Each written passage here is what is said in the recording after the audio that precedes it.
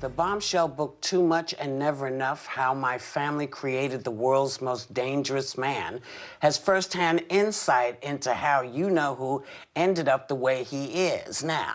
And joining us with her view of what he might be planning next, please welcome clinical psychologist, best-selling author, and you-know-who's niece, the fabulous Mary Trump. Good morning and welcome back to The View. Welcome. Thanks. It's great to be here. Sarah has the first question. Yeah. Yesterday, President Trump released a 46-minute pre-recorded speech where he made unsubstantiated claims about the election being stolen from him and saying he won key battleground states he actually lost, all while tweeting lies and conspiracy theories that include firing senior officials he thinks are disloyal. Now, you grew up with him. Where's his head at right now, and what are we seeing? We're seeing a very desperate man. Somebody who knows that his best option is to cling to power no matter who gets hurt in the process.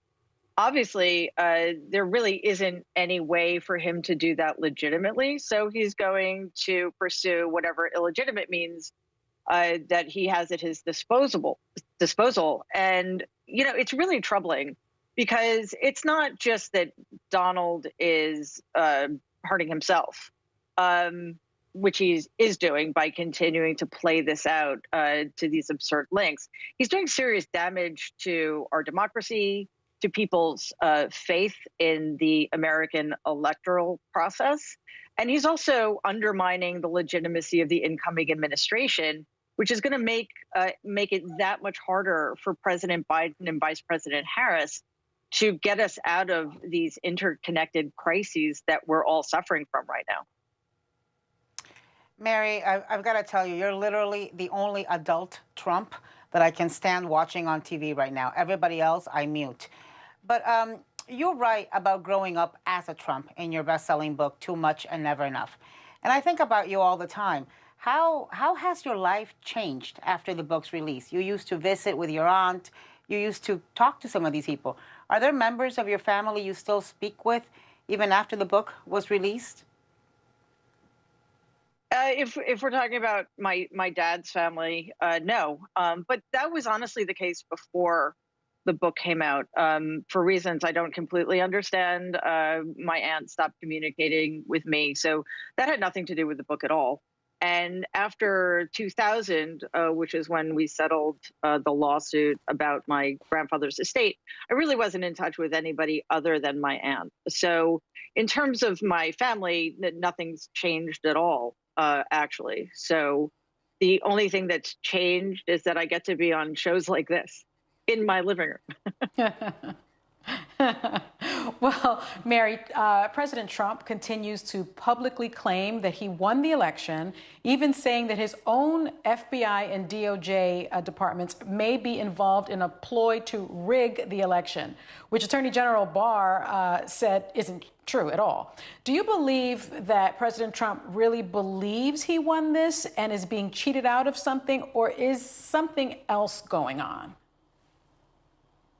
It's a great question, and it's pretty complicated because on the one hand, it is impossible for Donald to believe that he lost. You know, he's lost before in his life, but he's never had to be in a situation in which he can't somehow turn that loss into a win, either through cheating or buying his way out of a jam or using somebody else's connections and power. There's literally nothing he can do about this. So it's sort of unfathomable because in my family, losing was literally the worst thing you could do.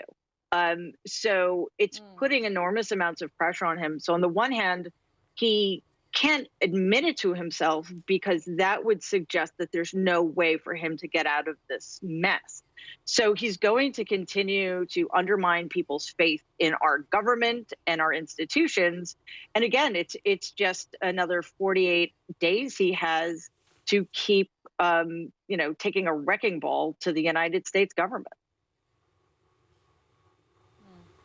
This as a saving grace for him, like to pretend that he won, to raise all this money, to destroy the institutions. You said a minute ago, how is he, you said he's hurting himself also. Before I ask my prescribed question, I wanted to follow up on that. How is he hurting himself, in your mind? Well, he's making himself look like a sore loser. He's behaving like an immature bully who the only thing he has left right now is his grievance. And I think, yes, there's some people for whom that won't change anything. His most ardent supporters aren't going to be bothered by that at all. But I think it does two things. It is going to increase his irrelevance after the inauguration.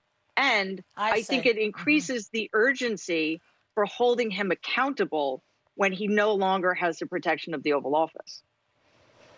That's right. Okay, that's right. Okay, so now let me ask you this question, because one of Trump's most trusted advisors is Sean Hannity.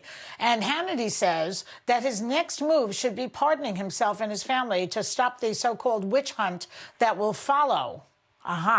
Do you see that as a real option for him and the family? Can he even do it?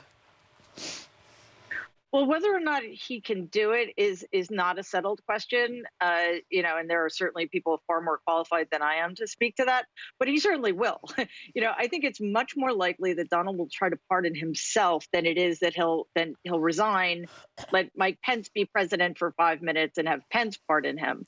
Whether or not he can get away with that is, again, an open question. But I'm pretty sure he can do it for his kids. The question is, why would they want that? Because on the one hand, it just makes them look terrible. Although I get the logic behind wanting to make it seem like, anything that happens after the inauguration would be a deep state witch hunt. But it also does not get them out of any state charges that might be pending. So what's really the point? Right.